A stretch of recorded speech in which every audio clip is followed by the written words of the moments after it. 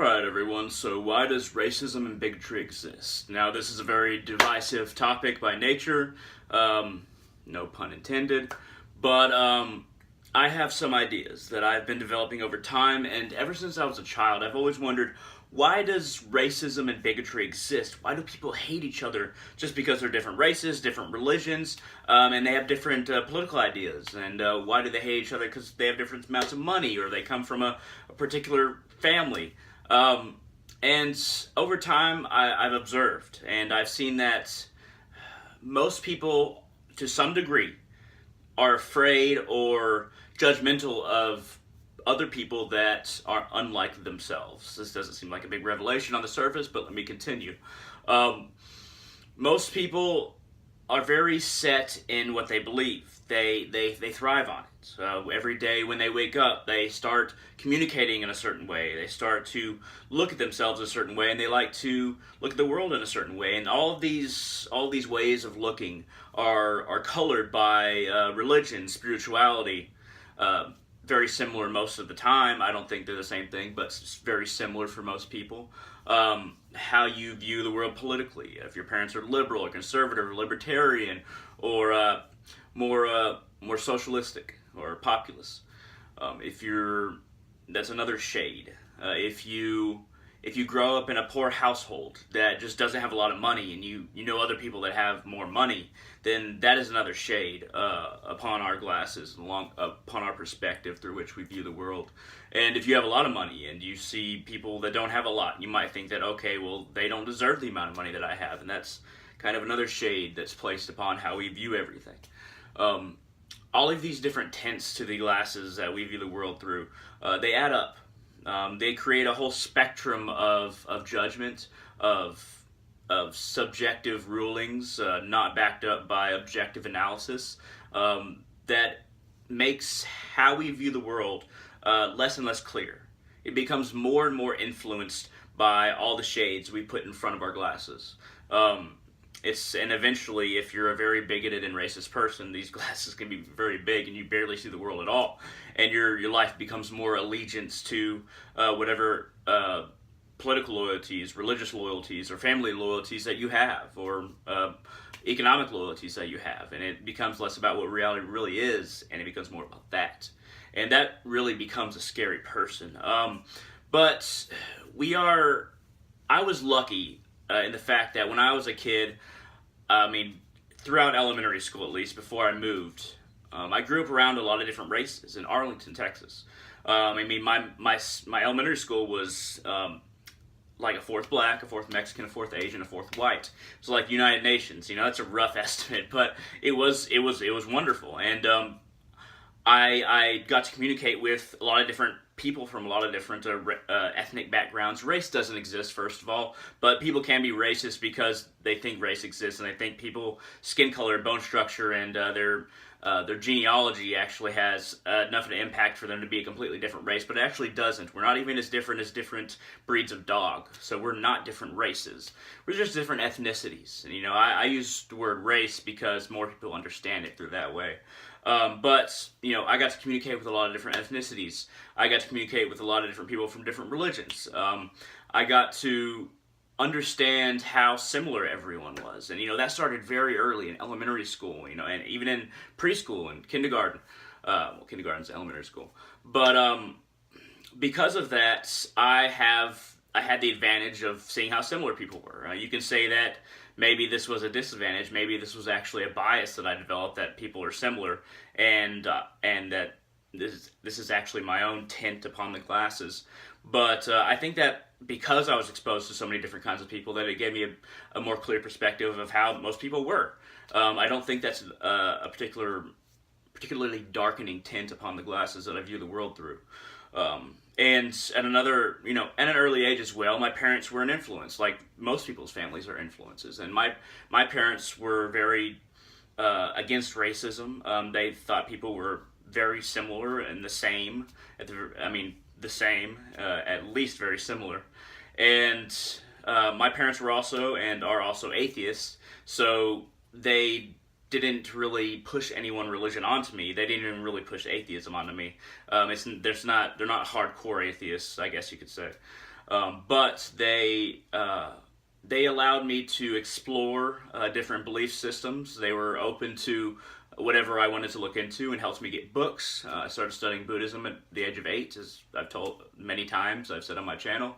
But that was another factor. My parents being so open and being not racist, that had an influence on me. And I like to think that that is a clearing influence, that it wasn't tint upon my glasses. But once again, some people might think that, yes, that is another tint upon your glasses. And that could be a very fair point. I'm obviously biased when I'm looking at how I look at things. When I'm trying to perceive my own perspective. So I do have biases. So it's a fair point to say that that is one of the biases that I have because I lived in a certain kind of liberal household. And of course I became much more liberal than my parents as I got older and I started really analyzing everything. And we don't have the same political beliefs anymore exactly, but very similar. And I realize the influences that I have in my life. And this is why I look at racists and bigots with a little bit of understanding, because the more I view people, the more that I saw that most people are so influenced by their family, by the community they grow up in, by their religion, and all the different labels that the people within any of those groups put on the people outside of those groups. Especially in a religion, when you think that everybody else, if you're in a religion that thinks everybody else is going to hell, I mean, that's a hell of an influence if you're hearing that. As you're raised and throughout your life, and maybe even until you die, that's a hell of an influence. And I can't really fault somebody for believing that if they have been told that for so long. I mean, I still would think that, why don't you look beyond it? Why did you never expand your horizons? And that's when we start to really look at fear. When you are afraid to look beyond, your so-called race or your religion or your economic class, or try to meet different kinds of people. With different ideas or just different skin colors. I mean, that's not that far out there. But some people don't. Some people don't go out and try to find different kinds of people or try to talk to different kinds of people. If you don't do that, fear is a very big part of it. I don't really see anybody physically and mentally just not trying to communicate with people of different groups because they just are purely hatred or purely set in their doctrine. I think that fear always plays a factor when you're consciously avoiding other groups. At least a small factor, at the very least. Fear of the unknown, and fear that maybe other groups are dangerous. Maybe they might infect me with their ideas, and obviously their ideas are bad because I've always heard that they are, or they themselves, if they're a certain race of people, are bad because I've always heard that, and I've never really met them, and I don't want to take the risk. There's always a degree of fear, and it gets really scary when you start to get down to what people are willing to do to other races or other religions or other economic classes or other political people of different political ideologies. Even having not met and conversed and considered and researched and read what they have, really not giving them a chance. It gets scary when they're willing to act out against the people that they consider the other. And the fear element is what holds us back the vast majority of the time, because there is that fear of other groups, and then there's this tiny little fear in us that nobody really acknowledges. I mean, some people do, but the fear that we might be wrong, that maybe our way isn't the only right way. Maybe there's a whole bunch of different ways that we can act. Maybe there's a whole bunch of different, maybe everyone is equal as far as race goes.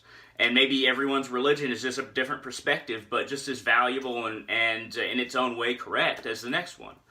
I'm Hindu, and I mean, I'm proud of that, and I don't mind saying it. I came to it not by family. I didn't come to it by a friend introducing me. I came to it by researching the world's religions. And this is a very, very interesting case because this is not common. But my fear of being wrong, I recognized that fear early on, and I started to look for other ways of looking at the world. I didn't want to just take my family's or community's explanation for it. I didn't want to either just be Christian because of my community or just be atheist because of my parents. I wanted to truly look at everybody's point of view because I just wanted to know. I really wanted to know.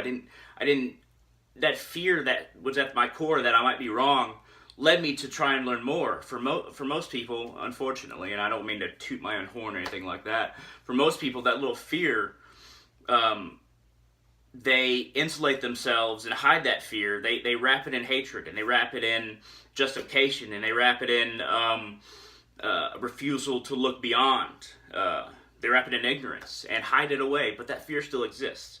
And most of the time, those layers actually help it grow. And that fear of being wrong becomes an immediate reaction to anybody else's idea that is opposite to yours, to where you don't even consider it. It becomes a reaction that is an immediate denouncement mentally of even considering somebody else's idea. And that is what is so dangerous about a lot of people that are extremely hateful, because that little idea can grow. They wrap it in hate and wrap it in hate and wrap it in hate. It becomes a gigantic snowball that'll just come down in an avalanche eventually, once it rolls down from whatever. Well, if we're gonna use an analogy, it'd be like rolling up from a pit. But when it rolls down, it gathers force, and it'll just wipe out a bunch of people if this person is hateful enough and it's allowed to perpetuate. If they allow it to perpetuate, nobody is completely responsible for our hate more than ourselves. We choose to hate if we hate. And, we can look at demographics of crime rates. These are easy numbers to look up. We can look at how violent, on average, different religions are as far as how many people are killed. But there are very many factors, very, very many factors into this. And a lot of the time, certain religions and racial groups were treated badly for so long that once they were, freed from either slavery, segregation, or in Europe, certain religions were eventually allowed, whether it be Islam or Slavs or Gypsies, allowing to exist without just being pushed out. Once they're finally allowed, we just expect them, okay, well, you got to act like us now. You have to be at the level that we are, because now we give you all your rights. Well, be us. And if there is any kind of people, whether it be a ethnicity or a religion or a culture that is treated a certain way for a long time,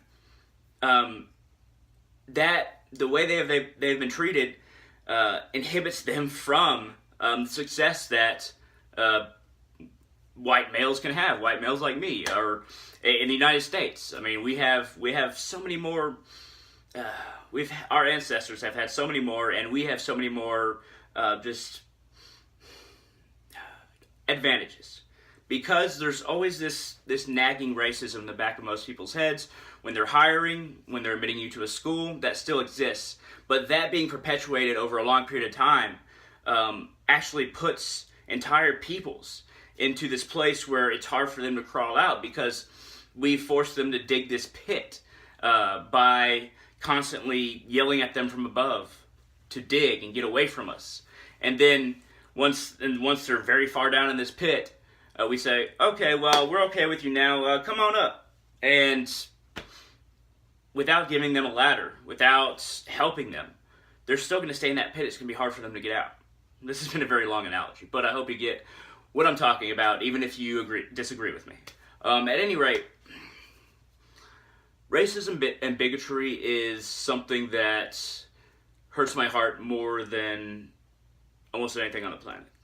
Rape and murder, of course, but racism and bigotry, they're an invisible disease on humanity, upon the race of humanity. There's only one race, and it's humanity. They are a disease that will perpetuate, will continue to reproduce and spread, and it is because some people think it's beautiful. And it's not just Christian white people that think that some, not all, just some, that think that racism and bigotry is beautiful. Not the words, but in effect, the effect is that they think racism and bigotry is beautiful, because they think that certain other people, some white people, some Christians, think that other races or religions are inferior by nature. And So they think that racism and bigotry is beautiful in a sense, in my interpretation, though they don't use those words. And if you think a disease is beautiful, you will allow it to spread. You will allow it to take over your body. You will lose limbs. You will lose your mind. You will lose everything and spread it onto other people and tell them that it's beautiful, and then they'll lose everything. And then it is a cancer upon the earth, racism and bigotry, whether it be a prejudice against different religions or different races. It is a disease that has a chance of destroying us more than nuclear bombs, more than global warming, more than an AK in every single person's hands. Because racism and bigotry tries to give a reason to hate. Racism and bigotry is the greatest danger to humankind, in my opinion. And if we consider all of history, there are plenty of examples of why this is true. But this is the kind of rant that I wanted to have today because it's been on my mind today in particular. I would ask you to, before you continue to look at somebody as inferior or as being irresponsible because of their race, their religion, their culture, I would highly recommend that you read a little bit of their beliefs, talk to some people of that group, and reflect on why you believe what you believe. And it comes down to accepting yourself as who you are, but not needing to feel superior. So, thank you very much for watching. I hope this video was interesting. If it was, feel free to hit that thumbs up down there. And, I'm open to conversation, so feel free to shoot down some comments in the comment section below. And I really hope to see you in the future. Much love, brothers and sisters. Much love.